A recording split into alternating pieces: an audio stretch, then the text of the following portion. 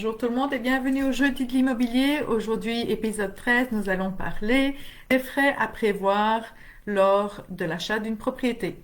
Mon nom est Nathalie Prosikevich, je suis courtier immobilier chez Sutton Performer et je suis là tous les jeudis à midi pour vous parler de différentes choses qui sont liées à l'immobilier.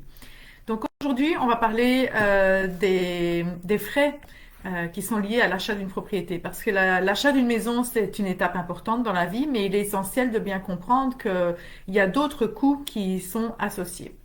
Donc d'abord, il y a des frais d'achat de main, c'est-à-dire le prix d'achat de la maison. Mais qu'est-ce qu'il faut savoir? On va y aller par étapes. On va y aller comme si on allait faire l'achat d'une maison. Première chose à savoir, on visite des maisons, on en choisit une, on met une offre d'achat, elle est acceptée. Première chose que l'on fait, on réserve une inspection. Pourquoi? Parce que finalement, l'inspection, elle est primordiale afin de faire une belle transaction. Le spécialiste en inspection, il va vous expliquer les forces et les faiblesses de la propriété en question. Il va vous aider à identifier les rénovations peut-être qu'il y a à prévoir à court et moyen terme ou même à long terme. Et donc, pour vous, c'est important de savoir dans quoi vous vous lancez. Donc, ces frais pour l'achat d'une maison vous permet d'avoir une protection contre les mauvaises surprises. Le prix de l'inspection varie dépendamment du type de la propriété. C'est pour ça que je ne vais pas rentrer dans le détail du prix de chaque objet dont on parle parce que finalement, ça dépend de la propriété qui est visée. Donc, c'est sûr qu'une inspection de condo n'est pas la même qu'une inspection d'un plex. Donc, à vérifier à chaque fois selon votre situation. Deuxième chose, imaginons que l'inspecteur réalise que des tests supplémentaires doivent être faits. À ce moment-là, ça sera à vous aussi en tant qu'acheteur de les payer. On parle par exemple de pyrite, de fosse septique, la qualité de l'eau, etc. Et là, de nouveau, ça dépend où vous achetez, quelle est la situation. Votre courtier est là pour vous guider de toute façon. Et oui, ce sont des frais supplémentaires. Et oui, parfois on a envie de passer à travers sans devoir le faire, mais moi j'ai envie de dire pour avoir bonne conscience et pour faire une belle transaction, vaut mieux le dépenser directement si la propriété répond à vos besoins et que l'inspection était bonne. Allons-y jusqu'au bout, vérifions tout afin d'être sûr que tout est beau et comme ça vous serez vraiment soulagé de faire une belle transaction. À ce moment-là, disons que tout se passe bien, que l'inspection a eu lieu, les tests supplémentaires ont eu lieu. Et de nouveau, je dis les tests supplémentaires, cela dépend de la propriété, cela dépend de la situation.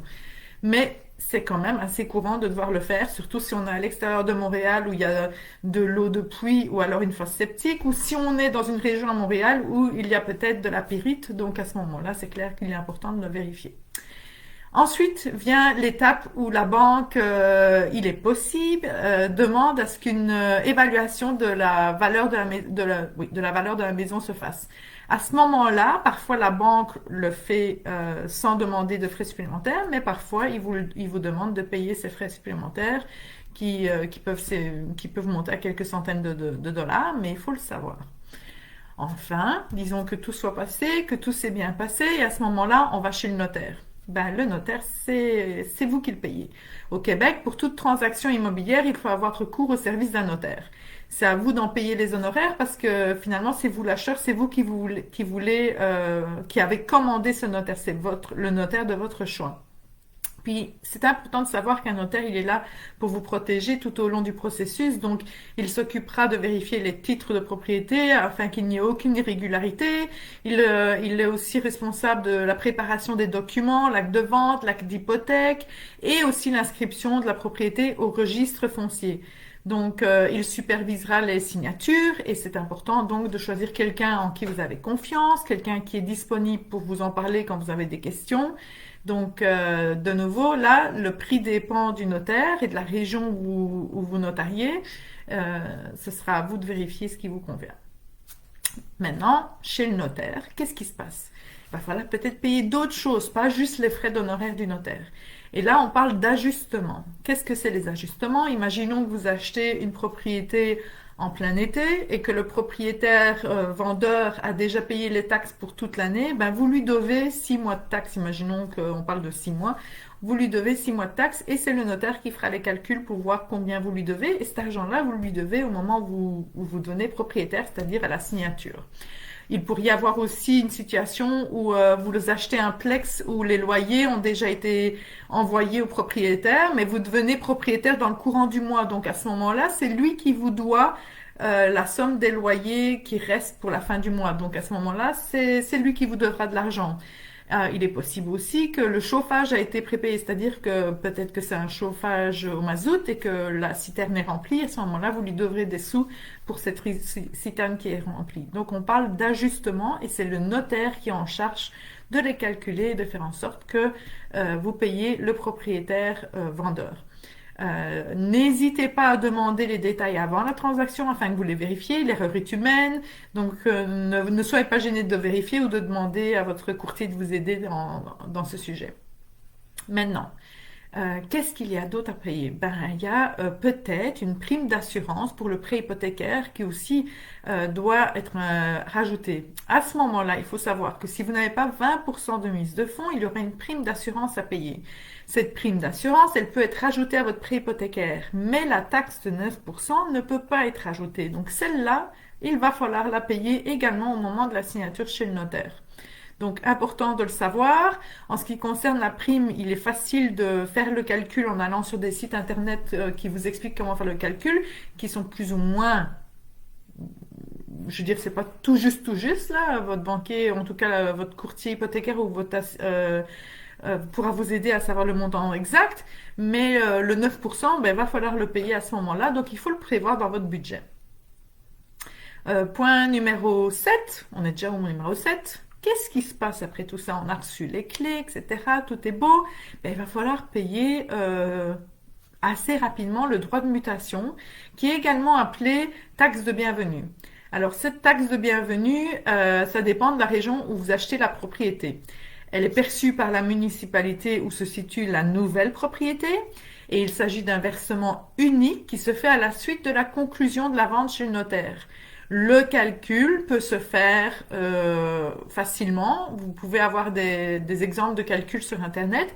Maintenant, attention, le calcul peut différer dépendamment de la région où vous achetez. Donc, vérifiez à chaque fois sur le site de la municipalité quel est le calcul des taxes de bienvenue, des droits de mutation pour cette municipalité-là. Ensuite, qu'est-ce qu'il faut prévoir aussi?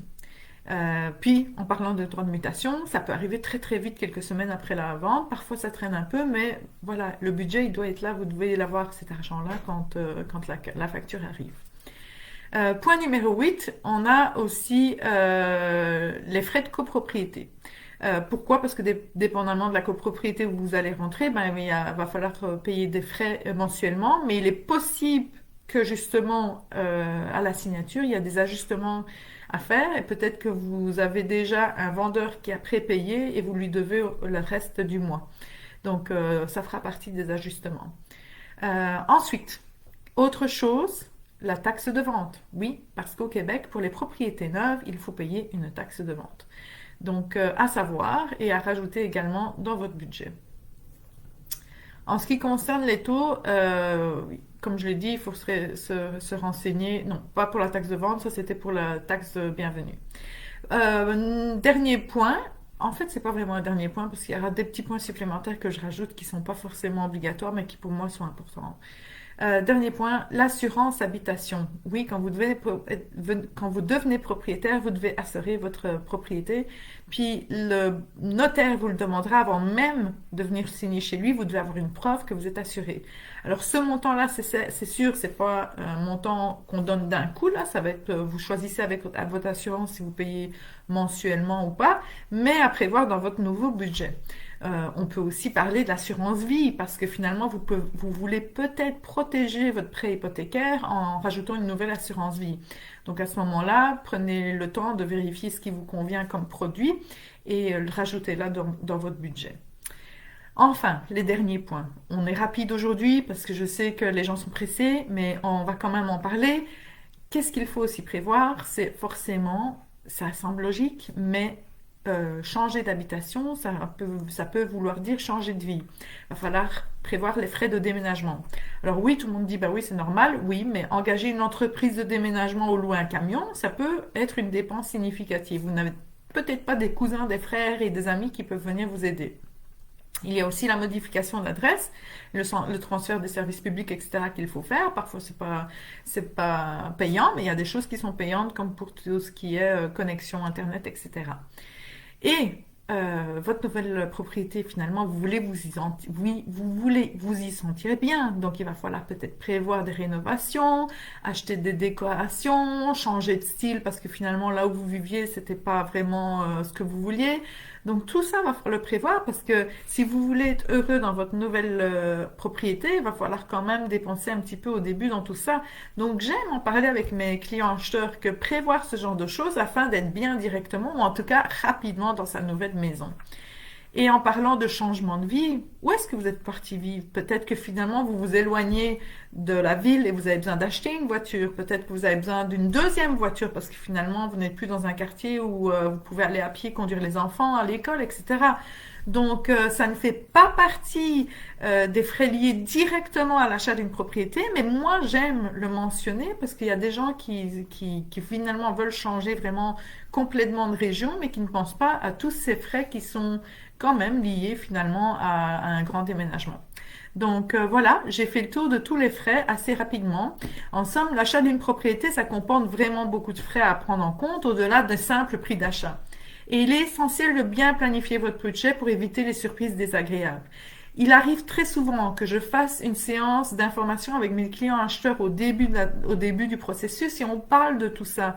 Mais quand on arrive à la fin du processus, on oublie tous ces points-là. Puis on se retrouve finalement proche de la date où on signe et on se rend compte qu'il y a tellement d'autres petites choses à payer, puis on se sent un petit peu bousculé. Ben voilà, on est là pour vous le rappeler que ça fait partie du processus. Et puis n'hésitez pas à poser vos questions à votre courtier, il est là pour ça. Donc merci de nous avoir rejoints aujourd'hui au Jeudi de l'immobilier et à bientôt à la semaine prochaine pour plus d'informations. Je vous souhaite à tous une belle longue semaine et une bonne fête d'Action de Grâce. À bientôt tout le monde. Bye bye.